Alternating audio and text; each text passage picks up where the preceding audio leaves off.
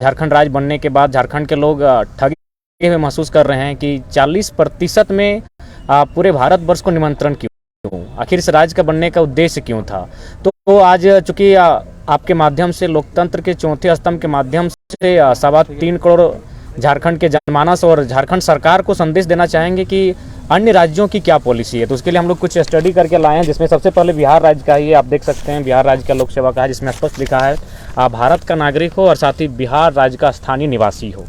तो जब अन्य राज्यों के ये प्रावधान है कि उस राज्य में अगर नियोजन पर अधिकार पहला उस राज्य के निवासी को मिलता है, तो फिर झारखंड राज्य की ये दशा क्यों? आखिर यहाँ के हुक्मरान क्या चाहते हैं कि 40% सीधा आप ओपन कर रहे हैं, यानी अन्य राज्यों को भर रहे हैं। और 40% ओपन होने का मतलब वे लोग फिर ये और एक कॉलम ये है कि जो लोग यहाँ सरकारी नौकरियाँ करेंगे उनके बच्चे फिर आरक्षण के प्रावधान में आ जाएंगे। यानी आज जो लोग ओपन में आते हैं वे लोग फिर एक दिन 60 में आ जाएंगे। तो ये लूट केवल झारखंड में क्यों? फिर बिहार राज्य का एक शिक्षा का उसमें भी लिखा है ओनली बिहार कैंडिडेट से अप्लाई। हर राज्यों का जो नियोजन पॉलिसी है कहीं ना कहीं उसी राज्य के लिए है। अब देखिए यहाँ हमारे यहाँ धड़ल्ले से 2-3 राज्यों के जाति आवासीय बनाए जाते हैं, लेकिन यहाँ स्पष्ट है बिहार तो सरकार क्या करते हैं कि अगर किसी प्रकार से कोई फर्जी जाति आवासीय बनाता है तो उस पर भी अनुमंडल पदाधिकारी सभी प्रखंड विकास पदाधिकारी को एक नोटिस जारी करते हैं कि अगर कोई गलत तरीके से जाति आवासीय प्रमाण पत्र निर्गत कराता है तो उस पर रोक लगाई जाए। उसके बाद आप देख सकते हैं ये फिर आपका बिहार सरकार नोटिफाइड करती है, जस्टिफाइड करती है कि भाई यहाँ का स्थानीय निवासी जो हो उसका क्या क्राइटेरिया हो सकता है। तो जिसमें आपका कॉलम है खतियान, दान पत्र, भूमि संबंधी दस्तावेज, भूमिहीनों को आवंटित संबंधित अभिलेख। और हम चाहते हैं कि झारखंड में भी, चूंकि हम लोग बिहार राज्य से अलग हुए हैं, तो झारखंड में भी जो स्थानीय नीति बने उसके आधार पर जो नियोजन नीति बने तो कहीं ना कहीं उन्हीं को आधार माना जाए। यहाँ की जो लोक कला है, संस्कृति है, भाषा है, उसको ऐड करते हुए इस राज्य को सुरक्षित करने के लिए उसे आधार मानते हुए और उसके पश्चात अगर नियोजन नीति को अगर प्रारूप को तैयार करते तो इससे क्या होगा कि मैक्सिमम झारखंड राज्य की युवाओं को बेनिफिट मिलेगा। लेकिन अभी जो 60-40 की नीति आ रही है इसमें स्पष्ट क्या है कि 40% जो सीटें हैं वो पूरी तरह से अन्य राज्यों को चली जाएंगी, जिसमें पूरे भारत देश के लोगों को लाभ मिलेगा, जो कि कहीं ना कहीं झारखंड वासियों के साथ सौतेला व्यवहार होगा।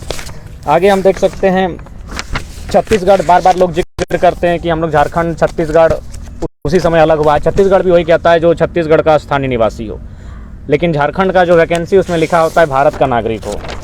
आप एक एक करके पलट सकते हैं। ये मध्य प्रदेश का है, मध्य प्रदेश में भी एक लाइन लिखा है कि मध्य प्रदेश का स्थानीय निवासी होना अनिवार्य है। आप देख सकते हैं उड़ीसा का बात कीजिएगा तो बड़ा इंटरेस्टिंग रहेगा। उड़ीसा में तो बाहर के लोग माने एंट्री कर ही नहीं सकते हैं।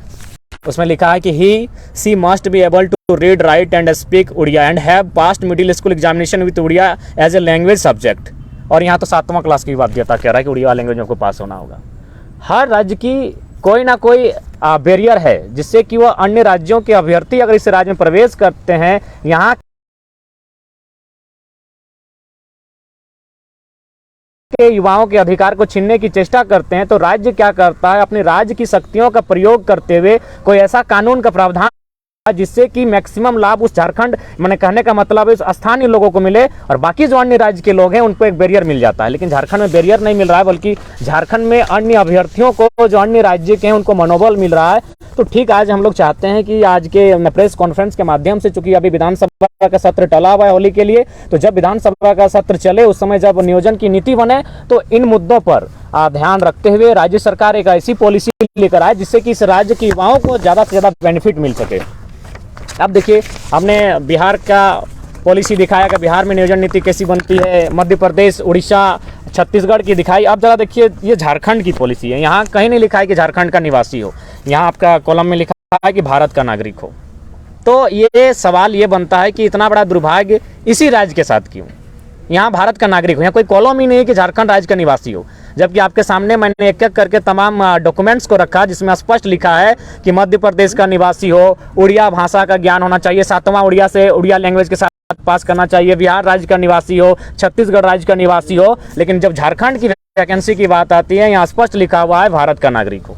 ये दोहरी राजनीति और ये दोहरी मानसिकता हमारे राज्य के साथ ही क्यों?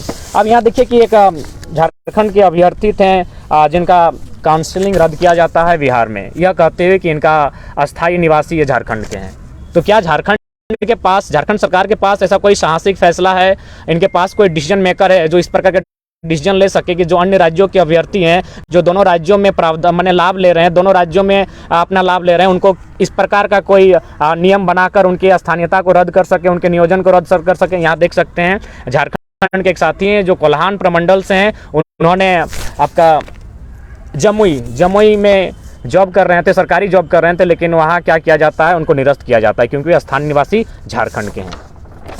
इसके बाद सबसे महत्वपूर्ण विषय चर्चा का यह है कि 1932 के आधार पर जो नियोजन नीति की चर्चा की गई थी, जिसे राज्यपाल ने लौटाया यह कहते हुए आपका AIR की रिपोर्ट 1970 का हवाला दिया। सुप्रीम कोर्ट 422 का संख्या का उन्होंने हवाला देते हुए उस रिपोर्ट को उस विधेयक को वापस किया, लेकिन माननीय राज्यपाल महोदय शायद वे अपडेट नहीं है क्योंकि 1970 का हवाला दे रहे हैं। वे अगर अपडेट होते हैं तो उनको जानकारी होना चाहिए 2009 में 1970 के लगभग 39 साल बाद सुप्रीम कोर्ट का कहना है कि जो लोग अपने मूल राज्य को छोड़कर अन्य राज्यों में जा बसे हैं, उन्हें जाति के आधार पर किसी भी माने अन्य राज्यों में आरक्षण का लाभ में दावा नहीं कर सकते हैं। यही नहीं, आपका पटना हाईकोर्ट भी कहती है कि दो राज्यों में कोई भी व्यक्ति स्थानीय होने का दावा नहीं कर सकता है। चंडीगढ़ का भी जो 2000 का रिपोर्ट था चंडीगढ़ न्यायालय का, उसमें भी यही बात कही गई, कोई एक व्यक्ति दो राज्यों में स्थानीय निवासी होने का दावा नहीं कर सकता है। तो मेरे हिसाब से माननीय राज्यपाल महोदय उनकी गरिमा का सम्मान करते हैं। उन्होंने ऑल इंडिया रिपोर्ट 1970 का हवाला दिया है और 1970 कहीं ना कहीं बहुत पुराना बात वे कह रहे हैं। उन्हें 2009, 2002, 2013 इत्यादि को पढ़ना चाहिए, अध्ययन करना चाहिए। तो उसके बाद अगर इस विषय पर वो चर्चा करते हैं तो शायद मेरे हिसाब से बढ़िया रहता। और उसके बाद एक सबसे महत्वपूर्ण विषय आप देख सकते हैं कि भाषा का बैरियर को यहाँ समाप्त किया जा रहा है। यहाँ जो भाषा कल्चर है उसको समाप्त किया जा रहा है। इससे क्या होगा कि अन्य राज्य के जो अभ्यर्थी हैं उन्हें आसानी से इस राज्य में प्रवेश मिल जाएगा। सबसे पहली बात कि झारखंड के लोग थोड़ा सा समझ नहीं पाते हैं कि भाषा का महत्व क्या है, लोक का संस्कृति का महत्व क्या है। इसका उदाहरण हम आपको देना चाहेंगे कि जैसे कि इस बार का जो जेपीएससी का परीक्षा था उसमें एक सेंद्रा शब्द का जिक्र किया गया। सेंद्रा क्या है, उससे क्या है कि जो मैक्सिमम स्टूडेंट अगर बाय द वे अगर कोचिंग क्लासेस में नहीं भी गए हैं तो सेंद्रा को जानते हैं। वहाँ और एक शब्द था आपका पहिला का, कि पहिला क्या है। तो इससे क्या है, अगर इन सब चीज़ों को अगर आप लोक संस्कृति को बैरियर से हटा दे रहे हैं, आप भाषा को अगर बैरियर से खत्म कर दे रहे हैं, तो इससे क्या होगा कि मतलब अन्य राज्यों के जो अभ्यर्थी हैं उन्हें रोकने का चांस ही अब खत्म कर दे रहे हैं। लेकिन अगर भाषा को बैरियर के तौर पे अगर आप इस्तेमाल करते हैं तो अन्य राज्य के अभ्यर्थियों को नहीं मालूम है कि कर्म कई दिन का होता है, सरहुल का बनाने का तरीका क्या होता है।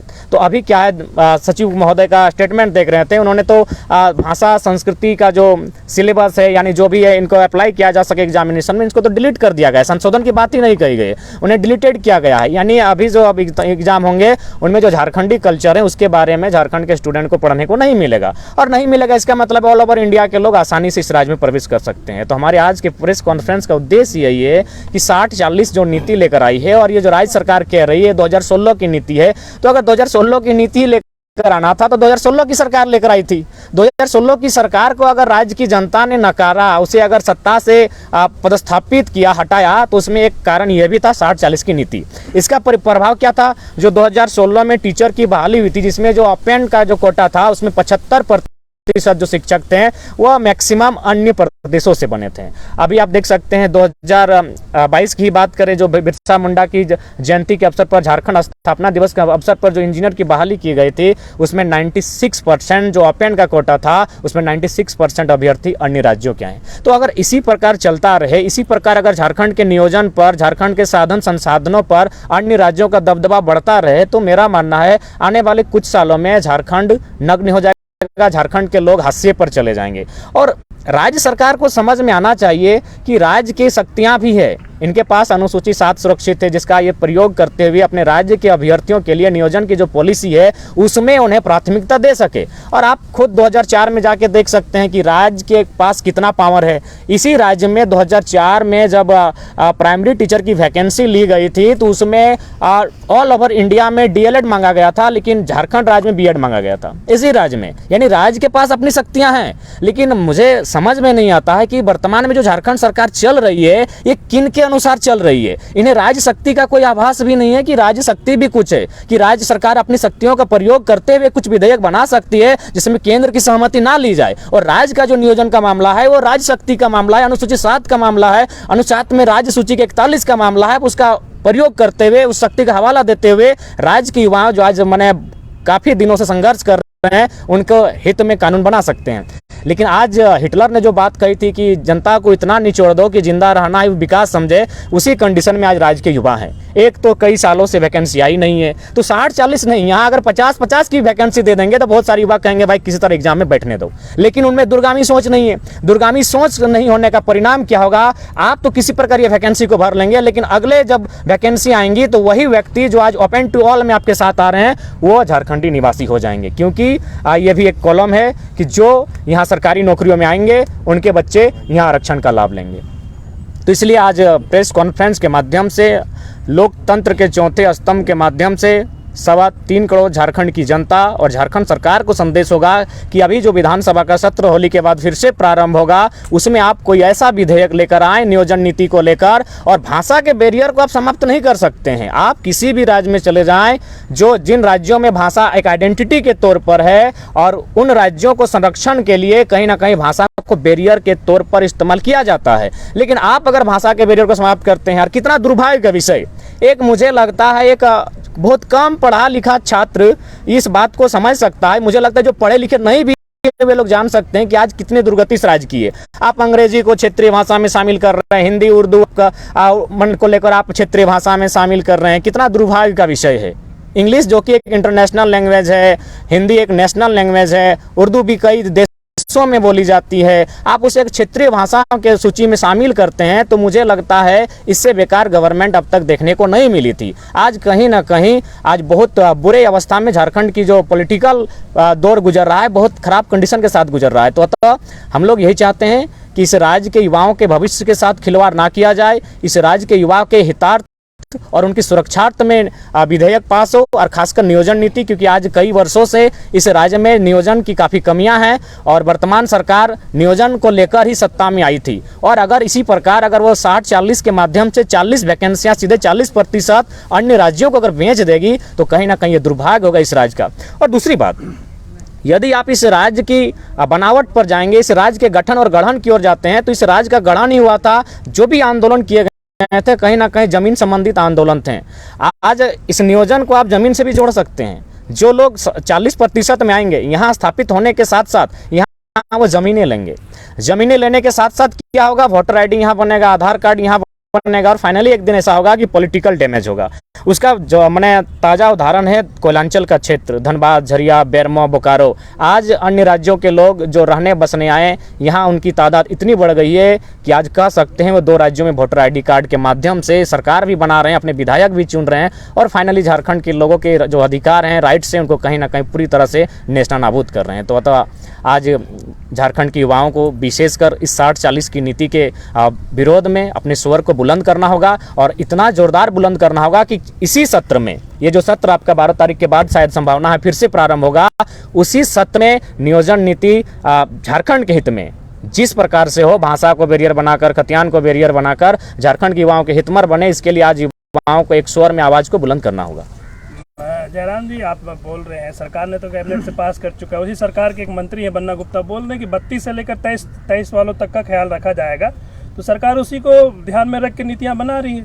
देखिए, सबसे पहली बात, जहाँ तक आपने बन्ना गुप्ता जी का सवाल किया, एक जिम्मेवार पद पर हैं, स्वास्थ्य मंत्री हैं, लेकिन उनके बयान को देखकर लगता है कि यहाँ जोकरों की संख्या मंत्री पद में ज़्यादा है। उनका एक बयान सुन रहे थे जिसमें वो कह रहे थे कि बर्ड फ्लू से डरने की आवश्यकता नहीं, अगर बर्ड फ्लू हो जाए तो मुर्गे को जितना पका के खाइएगा डर की संभावना खत्म हो जाती है। तो कितने हास्यास्पद विषय में और कितना माने दुर्भाग्य का विषय है झारखंड राज्य के साथ कि ऐसे व्यक्ति मंत्री पद पर आसीन है जिनको मंत्री पद की गरिमा का एहसास नहीं होता है। उसी शख्स का पटमदा क्षेत्र में गए थे, आपका एक छात्रों के बीच एक सभा को संबोधन करने के लिए, छात्रों को मोटिवेशन करने के लिए। वहां जाकर माननीय बन्ना गुप्ता जी कहते हैं कि अरे हम तो जब 10वीं की परीक्षा दे रहे थे तो चोरी करते हुए पकड़े गए, जिस एसडीओ ने हमको पकड़ा था नकल करते हुए, आज वो मेरा सेक्रेटरी है और हम मंत्री बन चुके हैं। तो ये दुर्भाग्य का विषय है, गरिमामयी पद पर होने के बावजूद अगर इस तरह के टिप्पा टिप्पणी कर रहे हैं तो मेरे हिसाब से कहीं ना कहीं अशोभनीय बयान है उनका।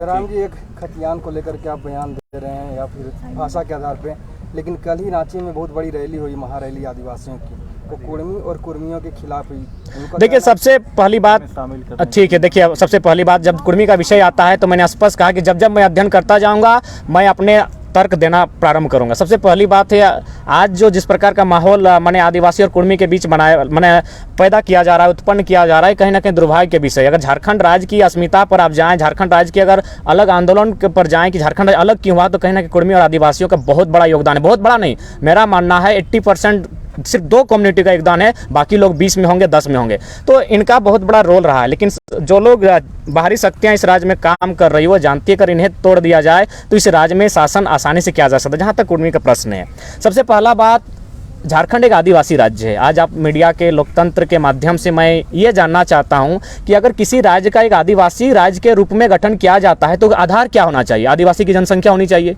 यदि किसी राज्य में आदिवासी की जनसंख्या 10% है, 15% है, 20% है, तो क्या उस राज्य को एक आदिवासी राज्य के रूप में गठन किया जा सकता है? शायद संभावना है नहीं।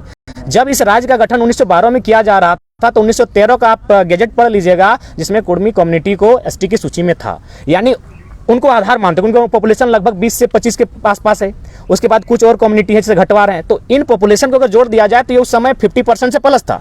तो यानी कोई भी राज्य अगर गठन होता है तो कम से कम उसका पॉपुलेशन 50 to 60 होना चाहिए। तो उस समय जब इस राज्य का गठन हो रहा था, उस समय ये जो कुर्मी कम्युनिटी है वो कहीं ना कहीं एसटी की सूची में शामिल थी और उसी को आधार मानकर एक आदिवासी राज्य के रूप में इसका गठन किया जा रहा था। यही नहीं, ये राज्य आज भी अधूरा है क्योंकि हमारे पास 9-10 जिले नहीं है। बंगाल का पुरुलिया, झारग्राम, आपका मयूरभंज, क्योंझार इत्यादि नहीं है। उन राज्यों में आप चले जाएं, वहां भी सर्वे करें तो झारखंड राज्य जो बना, बृहद झारखंड बन रहा था, उसका उद्देश्य यही था आदिवासी राज्य के रूप में। तो आदिवासी राज्य का मतलब कम से कम 50% जनसंख्या। तो आदिवासियों का तो साफ तौर पर कहना है, आप लोग उनका भूमि हरण करने के लिए, उसका अधिग्रहण करने के लिए, हक मारने के लिए, आपको नहीं लगता कि लेट कर दिया आप लोगों ने आंदोलन? देखिए, मेरा मानना है आज जब मेरा जन्म नहीं हुआ तो उससे पहले से कुर्मी आंदोलन चल रहा है।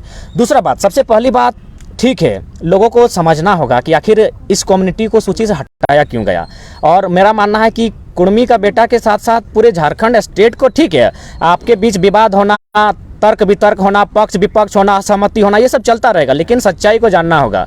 जब 1908 के आसपास, 1907 के आसपास टाटा ने बहुत ज़्यादा संख्या में ज़मीन का अधिग्रहण किया गया, तो उस समय मेरा हिसाब से मानना था अंग्रेज़ों का कि अगर इसी तरह चलता रहे कंपनियों का दौर तो कहीं ना कहीं झारखंड के लोग भोले भाले हैं और इनकी ज़मीनों को सब अधिग्रहण कर लेंगे। तो उस समय चूँकि जो लोग एसटी की सूची में शामिल हैं उनकी ज़मीनों का अधिग्रहण आसानी से नहीं हो सकता है। लेकिन जो कोलियरी क्षेत्र है, आप देख सकते हैं धनबाद और बोकारो जिला, उसमें जो भी कोलियरी क्षेत्र हैं उनमें मैक्सिमम जो ज़मीनें गई हैं उसमें कुर्मी समुदाय की गई हैं। तो एक चालाकी के साथ, एक साजिश के साथ इनको सूची से इसलिए बाहर किया गया था ताकि ज़मीनों को अधिग्रहण करने में आसानी होगी। उसके बाद अगर टाटा की बात करें तो मैं धनबाद से संबंध रखता हूं। टाटा का धनबाद में 2 ही यूनिट है, टाटा जामाडोवा, टाटा सिजवा, और दोनों यूनिट कुर्मियों की ज़मीन पर स्थापित है। तो एक बहुत गहरी साजिश के साथ 1950 में जैसे कुर्मी कम्युनिटी को आदिवासी की सूची से बाहर किया गया, 1951 में सिंदरी का प्लांट खड़ा होता है। आप सिंदरी प्लांट को सर्च कर लीजिए, वहाँ हर लाया है 85 से करोड़ के लागत के साथ। वहाँ कितने लोगों को लाभ मिला है? उनका तो कहना 1931 में भी आप नहीं थे। नहीं, 1913 में 1913 का गैजेट, आप ही के नेता जो हैं,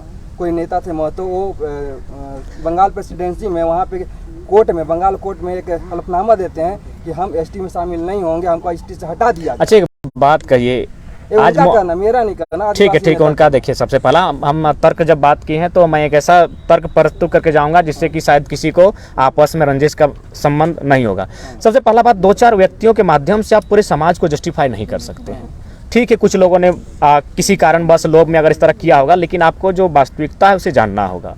दूसरी बात, आज अगर आप देख सकते हैं, और मेरा मानना है कि शायद ये मीडिया के बंधु बेहतर कर सकते हैं। सबसे पहला बात, मैंने ऑल ओवर इंडिया के कुर्मी और झारखंड के टोटमिक कुर्मी को एक करने का, मैंने एक दिखाने का प्रयास किया जाए। तो मैं चाहूँगा कि मीडिया के बंधु, पलामू क्षेत्र में ऑल ओवर इंडिया के कुछ कुर्मी समुदाय लोग रहते हैं और टोटमिक लोग तो खैर छोटा नागपुर पठार में बहुत ज़्यादा हैं। तो आप लोग उनका जो जीवन दर्शन है उस पर एक अध्ययन किया जाए और उनके जीवन दर्शन को पब्लिकली सबके सामने रखा जाए कि उनमें कितनी भिन्नता है। बहुत सारी भिन्नताएं हैं, इसलिए टोटमिक कुर्मी और ऑल ओवर इंडिया कुर्मी में बहुत सारा अंतर है। दूसरी बात, देखिए, जब आज ये मांग जो चल रही है, मेरे हिसाब से सेंट्रल की बात है और सेंट्रल में झारखंड के अलावा बहुत समुदाय हैं, भील हैं, गोंड है, मीना है और भी बहुत सारे आदिवासी समुदाय हैं। क्या उन्होंने विरोध किया? नहीं किया। अब अगर झारखंड में विरोध किया जा रहा है तो मेरा मानना है कि संविधान आखिर क्यों है? संविधान प्रत्येक व्यक्ति को ध्यान में रखकर बनाया गया है और मैं अभी 32 आदिवासी की, मैंने एसटी के सूची में 32 समुदाय शामिल है और कुछ नए जुड़े हैं, शायद 3 या 4, ऑल ओवर 10 जुड़े हैं, लेकिन झारखंड में 3 या 4, लोहरा, भोक्ता, तमड़िया इत्यादि। तो अगर आप चलिए अब कुर्मी की बात थोड़ा सा बगल में रखते हैं और हम थोड़ा सा एसटी में जो 32 उन्हीं पर चर्चा करते हैं। पहाड़िया की क्या स्थिति है, बिरजिया की क्या स्थिति है, बिरहरिया की क्या स्थिति है। तो मेरा अगर मानना है जिस प्रकार सेंट्रल की लिस्ट में ओबीसी है, लेकिन जब वो लिस्ट राज्य के पास आता है तो कहीं BC1, BC2, BC3 हो जाता है, MBC हो जाता है कहीं आपका। तो ठीक उसी प्रकार अगर आप व्यक्ति को जिंदा रखना चाहते हैं तो सबसे पहले जो 32 आदिवासियों की सूची है उसमें आप जो अति पिछड़े लोग हैं, जो हमको लगता है वायलेंट माने जो लोग कुछ सालों में खत्म हो जाएंगे, एक प्राइमेटिव ट्राइब्स के तहत उनको भी देखने का काम कीजिए। तो ठीक उसी प्रकार अगर इनको ऐसा लग रहा है कि कुर्मियों के शामिल होने से, तो उस पर राज्य सरकार को राज्य सूची के लिए समीक्षा करनी चाहिए कि जब सेंट्रल के बाद उसी कुर्मी कम्युनिटी को आदिवासी में शामिल करने के बाद जब राज्य सूची में आएगा तो राज्य में जो मतभेद हो रहा है तो उस राज्य सरकार पर छोड़िए। बाकी सेंट्रल की अगर बात करें तो ऑल ओवर इंडिया में एसटी लोग हैं, कहीं से विरोध नहीं हो रहा है, सिर्फ राज्य में हो रहा है। अतः राज्य सरकार को चाहिए कि राज्य में समीक्षा हो कि कुर्मी के लिए क्या ऑप्शन हो सकता है। देखिए एक बात है, यह लड़ाई इस आंदोलन से लगभग सालों पूर्व की है। हम लोग 32 के खतियान को लेकर निकले थे, हम लोग नियोजन नीति को लेकर निकले थे, लेकिन अगर जब आपका सवाल आएगा तो उसका हम तार्किक उत्तर रख सकते हैं। और तार्किक उत्तर यही है कि जब राज्य का गठन किया जा रहा था तो एक बहुत बड़ी आबादी के साथ आदिवासी राज्य के रूप में इसका गठन किया जा रहा था। उस समय तत्कालीन जो सूची थी उसमें कुर्मी शामिल था। उसके बाद उसे सूची से हटाने का रीजन यही था कि खनिज संपदा, मैक्सिमम जो खनिज संपदा है वह कुर्मी की धरती पर ही आज उतना नहीं। अगर हम बात करें HEC और हिंडाल्को की तो मेरे हिसाब से हम लोग काफ़ी आयु हमारी कम है। आप लोग खुद जाके सर्वे कर लें कि मैक्सिमम ज़मीनें किनकी है। तो जमीन अधिग्रहण करने के कारण ही उनको सूची से बाहर किया गया था। एक आरोप आप पर भी लग रहा है, आदिवासी लोग लगा रहे हैं कि जयराम मतलब जहाँ भी कहीं उम्मीद कुछ विद्रोह होता है वहाँ पे जाके कूद जाते हैं खाली, पहले भाषा फिर खतियान फिर जैन वाला पहाड़ पे जाके। देखिए सबसे पहला बात, मैंने हर जगह कूद जाते हैं, टांग अड़ा देते हैं। इनका राजनीति अब खत्म। नहीं, सबसे पहली बात है हम लोग कभी उम्र क्या है, यही तो हम लोग स्टार्टिंग कर रहे हैं। हम लोग कभी दांत ठीक से 32 को उगा नहीं है, तो मेरे हिसाब से गलत धारणा दे रहे हैं। और हम लोग तो हमेशा किसी के अधिकार पर हम लोग वार नहीं किए हैं। जहाँ तक मारांग मुरुंग का प्रश्न है, एक बार मारांग मुरुंग को फिर से सर्वे किया जाए। मारांग मुरुंग के आसपास अगर सबसे ज़्यादा गाँव है तो कुर्मियों के गाँव है। अच्छा, ये चमरा लिंडा जो बोल रहे हैं कि अगर कुर्मी आदिवासी बनने की मांग करते हैं तो पूरे झारखंड में तितली की तरह आदिवासियों को उतार देंगे। देखिए मेरे हिसाब से ये बहुत ही मैंने उनका दुर्भाग्यपूर्ण बयान है। गुर्जर लोग आंदोलन किए, जाट लोग आंदोलन किए, पटेल लोग आंदोलन किए, क्या किसी अन्य समुदाय ने उनके खिलाफ जाकर सड़क में आंदोलन किया? नहीं। यानी कोई कम्युनिटी चाहे कोई समुदाय अपने अधिकार को संवैधानिक दायरों में मांग सकता है। हाँ, आप क्या कर सकते हैं, अगर आप असहमत हैं तो आप कोर्ट में जाकर PIL दायर करते, याचिका दायर करते हुए कोर्ट में ये मांग कर सकते हैं। उसके बाद निर्णय लेना, उसको शामिल करना ना करना, ये कोर्ट का विषय रहता है। लेकिन आप एक भी, भारत देश में इतने आंदोलन हुए हैं, सभी समुदाय सभी वर्गों ने किया है, क्या किसी अन्य वर्ग ने उसके खिलाफ आंदोलन किया है? ये शायद झारखंड में ही हो रहा है। और मुझे लगता है अगर वास्तव में ये लोग आदिवासी चिंतक हैं तो उन्हें ये चिंता करना चाहिए कि जब अगला परिसीमन होगा, क्योंकि एक समय इसी भूभाग में कभी 70% आदिवासी हुआ करते थे, आज़ादी के जब हुआ तो उसमें 52% हुआ करते थे, आज 26 में आए हैं। जब अगला जनगणना होगा, खासकर जातीय जनगणना जो पूरे देश में बात उठ रही है, उसमें क्या स्थिति होगी? तो अगर वास्तव में अगर आदिवासी चिंतक हैं, कोई अच्छा आपका वो तो अभी शामिल हुआ नहीं है, 70 सालों से खुद अपने अधिकार से मैंने लड़ रहा है, संघर्ष कर रहा है, लेकिन अभी अगर वास्तव में चमरा लिंडा इत्यादि जो भी नेता हैं, ये अगर वो आदिवासी चिंतक हैं, हम भी चाहते हैं आदिवासी का भला हो, क्योंकि आज भी शोषित हैं, वंचित हैं, तो सबसे पहले ये सर्वे हो, जब अगला परिसीमन हो तब उनकी जनसंख्या क्या ठहरेगी, क्या उस समय आपका जो ये आदिवासी राज्य के रूप में चिन्हित किया गया है तब वह उस मैंने क्राइटेरिया में खड़ा उतरेगा कि नहीं उतरेगा, इस पर चर्चा होना चाहिए। परिसीमन होगा ही। आज भले 81 विधानसभा है, लेकिन नया जो विधानसभा बना है उसमें 160 सीटें हैं। तो 160 सीटें क्यों, किस लिए रखी गई हैं? आज हो कल हो विधायकों की संख्या बढ़ेगी, तो जब विधायकों की संख्या बढ़ेगी तब आरक्षित सीटों की संख्या क्या होगी? क्योंकि आरक्षित सीट होना यानी उस समुदाय का भागीदारी होना। अब जिस सीट में मान के चलिए अगर SC समाज दवा करेगा और उसमें अगर SC समाज के लोग नहीं रहेंगे, क्या सीट उसको आरक्षित दिया जाएगा? नहीं दिया जाएगा। तो इसलिए अगर उनको चिंतन करना है तो जो लोग नष्ट हो जा रहे हैं पहले उन पर चिंतन करना चाहिए कि पहाड़िया लोग कहाँ हैं, असूरी लोग कहाँ हैं, बिरजिया लोग कहाँ हैं, उनकी क्या स्थिति है। 32 में भी जो है मेरा मानना है कि 32 को भी एक साथ आप नहीं रख सकते हैं। राज्य सूची की अगर बात कही जाए तो जो 32 आज माने और मान के चले 35 हो चुके हैं, उनको भी आप एक साथ नहीं रख सकते हैं। अतः संविधान का मतलब है किसी को नुकसान नहीं होना, संविधान का मतलब है सबको अधिकार मिलना। अतः संविधान को यानी सरकारों को सोचना चाहिए कि सभी वर्गों को उनके अधिकार से वंचित ना किया जाए। जहां तक कुर्मी का प्रश्न है, वो आरक्षण के लिए नहीं, वो संरक्षण के लिए लड़ रहा है। उसकी लड़ाई संरक्षण की है, क्योंकि अगर आज वो संरक्षण की आवाज नहीं उठाता है तो आने वाले 20 सालों में आप देखिएगा सबसे ज्यादा जमीन किन्हीं की संकट में आएगी तो कुर्मियों की आएगी। आप देख सकते हैं यही आपका जो ये सड़क चौड़ीकरण हुआ आपका और मांझी से जो निकला है, देखिए किनका घर मकान ज्यादा टूटा है, ये जो आपका रिंग रोड घुमा चारों तरफ, उसमें भी आप देख लीजिए। तो ये मसला है, संरक्षण का मसला है, ये लड़ाई आपका अपनी आइडेंटिटी का है, लेकिन लोग इसको थोड़ा सा सिर्फ ले आते हैं, आरक्षण की पॉलिसी में ले आते हैं। तो वहाँ क्या लगता है कि ये कोई मिशनरी भी इसके पीछे है? आप लोग देखिए, इस पर भी अध्ययन करना होगा, क्योंकि मुझे जानकारी नहीं है कि आखिर इसको लड़ाने के पीछे किनका हाथ है, लेकिन मैंने जो तर्क रखा, आप उस तर्क को खारिज नहीं कर सकते हैं। अगर उन्हें सूची में हटाना, सूची में रहना, आदिवासी राज्य की मांग करना क्यों हुआ था?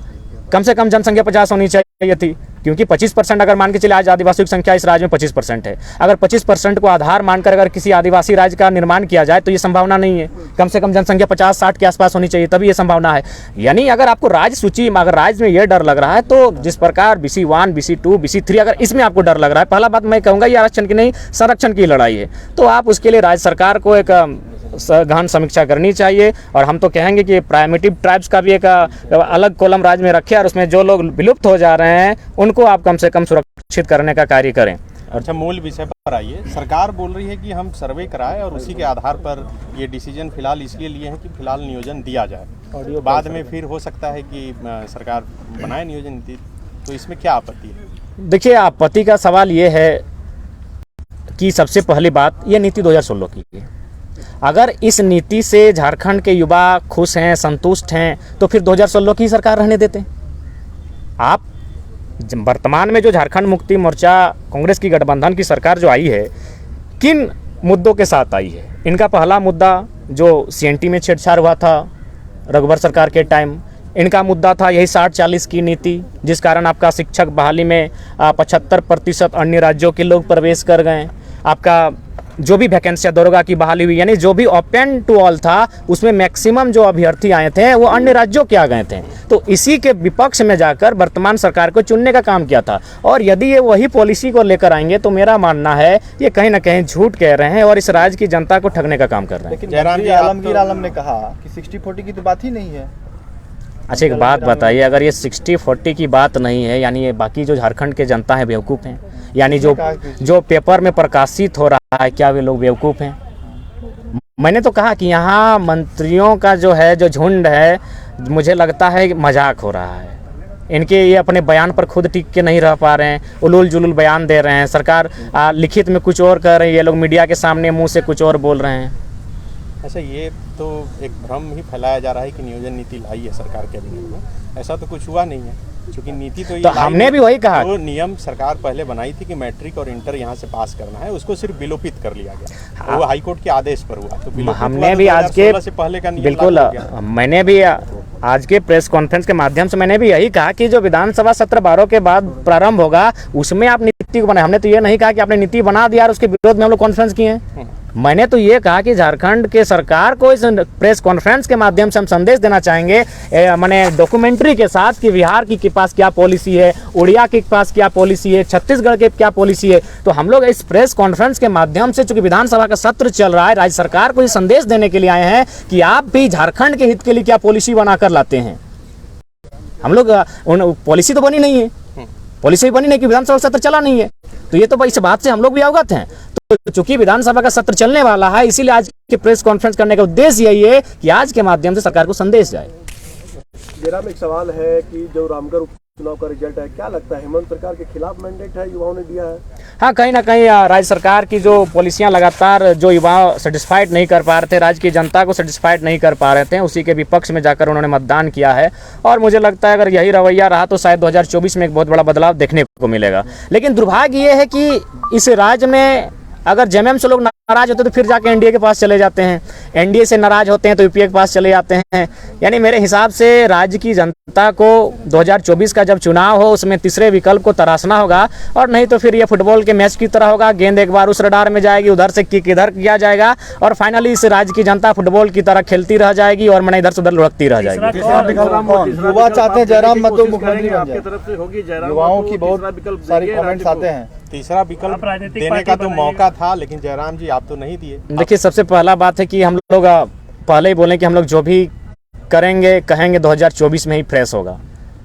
उपचुनाव और साल 1.5 साल के लिए हम लोग रिस्क नहीं लेना चाहेंगे, ना हम लोग इंटरेस्ट लेना चाहेंगे। जो भी होगा 2024 में ही होगा। और बिल्कुल अगर युवा चाहें इस राज्य के तो बदलाव होने की गुंजाइश हो सकते हैं, लेकिन थोड़ी सी संभावना इसलिए कम लगती है क्योंकि कहीं ना कहीं मैंने जो अक्सर कहा है कि चुनाव के समय तक बहुत कुछ देखने और सुनने को मिलता है, लेकिन जैसे ही चुनाव का समय आता है कहीं ना कहीं पैसा बहुत ज़्यादा हावी हो जाता है। फिलहाल जो युवा हैं वो कहीं ना कहीं लड़ने की, पैसा देकर चुनाव लड़ने की स्थिति में नहीं है। और दूसरी बात, 2024 का जो चुनाव होगा उसमें केवल पढ़े लिखे युवा नहीं चाहिए, बल्कि ऐसे युवा चाहिए जो अपने प्राणों की आहुति दे सकें। इसलिए इस बात को मैं कह रहा हूँ क्योंकि मैं एक PhD का छात्र हूँ और मैं झारखंड के भविष्य को देख पा रहा हूँ। क्या देख पा रहा हूँ? आज हम लोग भाषा की बात कर रहे हैं इसीलिए हमारा सामना माफियाओं से नहीं हुआ है। आज हम लोग खतियान की बात कर रहे हैं इसीलिए हमारा सामना माफियाओं से नहीं हुआ है। लेकिन आपको जानकारी होना चाहिए ये झारखंड खनन और इंडस्ट्रियल बेल्ट में आता है। जब हम लोग कंपनियों में, कोयला के खदानों में एंट्री करेंगे उस समय हमारा सामना कोयला माफियाओं से होगा, उस समय हमारा सामना यूपी बिहार के शूटरों से होगा। तो इसलिए अब अगर 2024 में कोई युवा इस आंदोलन के माध्यम से विधायक बनने का ख्वाब देखे हैं तो मैं मानना चाहूँ, मेरा उन्हें संदेश होगा अपने आप के सर पे मौत का कफन बांध कर आएँ।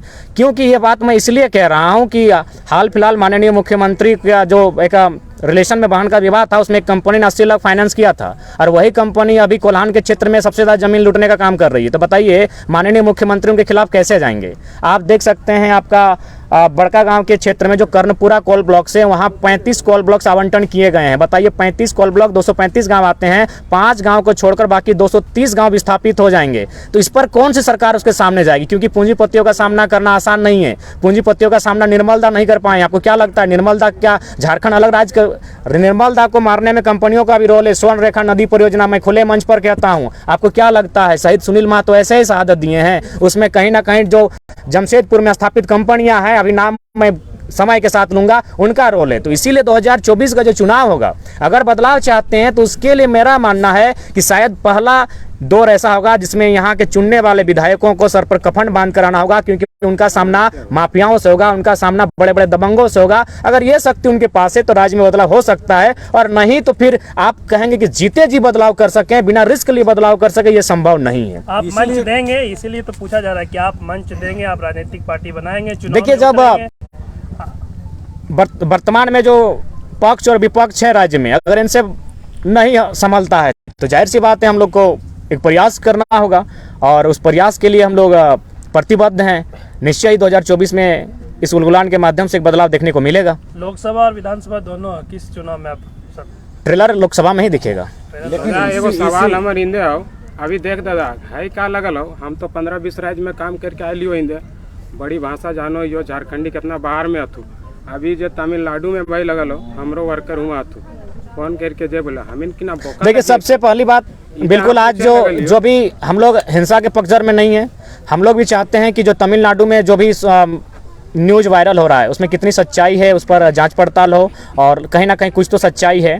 तो इस पर हम लोग हिंसा के सहमति नहीं है, लेकिन वहाँ केंद्र सरकार को हस्तक्षेप करते हुए हमारे जो मजदूर हैं कुशल वापस लाने का कार्य करें, और साथ ही साथ जब वो मजदूर वापस चले आए तो राज्य सरकार को चाहिए कि उनके लिए ज़्यादा से ज़्यादा रोजगार के अवसर उपलब्ध कराए जा सके, और ये संभव है, ऐसा नहीं कि संभव नहीं है। मैंने आपको कई बार मीडिया के माध्यम से मैंने रोजगार के अवसर का चर्चा किया है। झारखंड एक पर्यटन के क्षेत्र में बहुत ज़्यादा हमारे यहाँ मैंने सड़क बिछा हुआ है, यानी परिवहन के रूप में, पर्यटन के रूप में, कृषि के रूप में बहुत सारे स्कोप हैं जिनमें झारखंड। आखिर हमारे मजदूर वहाँ क्या करते हैं? केरल में जाके मछली पालते हैं, केरल में मछली पालते हैं ना। हमारे मजदूर आखिर क्या करते हैं? वहाँ जाके टावर लाइन में काम करते हैं। वहाँ तो कोई वे अफसर बनने नहीं गए हैं, मजदूरी करने गए हैं। 12 लाख लोग मजदूरी करने गए हैं। तो यदि झारखंड सरकार अगर झारखंड राज्य में पर्यटन, परिवहन, कृषि को अगर बढ़ावा देते हैं, अन्य कुछ उद्योगों को, छोटे छोटे कुटीर उद्योगों को बढ़ावा देते हैं, अगर कार्य करे तो संभव है। और ऐसा नहीं कि इनके पास बजट में पैसा नहीं है। ये लोग खतियानी यात्रा करते हैं, जोहार यात्रा करते हैं, अश्लील यात्रा करते हैं, तब तो पैसा आता है। अभी होली में लाखों का खर्चा उड़ रहा है, तब तो पैसा आ रहा है। अगर राज्य सरकार मिशन के साथ कार्य करे तो हमारे मजदूरों को हमारे राज्य में ही काम मिल सकता है। और फिलहाल हम लोग यही कहना चाहेंगे कि सभी राज्यवासियों का उस राज्य में पहला अधिकार होता है। आखिर कोई अगर मजदूरी करने के लिए बाहर गया है तो परिवार के लिए गया है। परिवार अगर उसका राज्य में है और वह किसी गैर राज्य में है तो कहीं ना कहीं उस राज्य सरकार पर एक चुनौती का भरा प्रश्न होता है कि आखिर उसने इस राज्य के गठन में क्या किया। तो इसलिए मेरा मानना है राज्य सरकार को राज्य के हितार्थ के लिए कार्य करना चाहिए। दूसरा तीसरा विकल्प क्या बात कर रहे हैं, आपने बीच में खबर सुना होगा, ये आपको लेकर के क्या कुछ टिप्पणियां की गई थी एक पूर्व विधायक के द्वारा, अपने बच्चा का भी शब्द का इस्तेमाल किया। नहीं, ठीक है, बच्चा कहा तो कोई गलत नहीं कहा, हम लोग हैं बच्चा, लेकिन इसका मतलब ये नहीं भगत सिंह भी बच्चे थे, अशफाक उल्लाह खान भी बच्चे थे, खुदीराम बोस भी बच्चे थे। बच्चा है इसका मतलब नहीं आपसे बेहतर हम लोग जानकारी रखते हैं। आपके पास उम्र का ज्ञान है, हम लोग के पास छोटी सी उम्र में विजन है हम लोग के पास, पीएचडी के छात्र हैं हम लोग, दूर दूर की सोचते हैं कि दूर में झारखंड के साथ क्या होने वाला है। और आप लोग देख ही रहे हैं, लड़ा ही रहे हैं। पहले लोग धर्म के नाम पे लड़ाते थे, आज झारखंड में ही माने समुदाय को आप लोग लड़ा रहे हैं। बीच का रास्ता तैयार कीजिए। ठीक बहुत हो गया।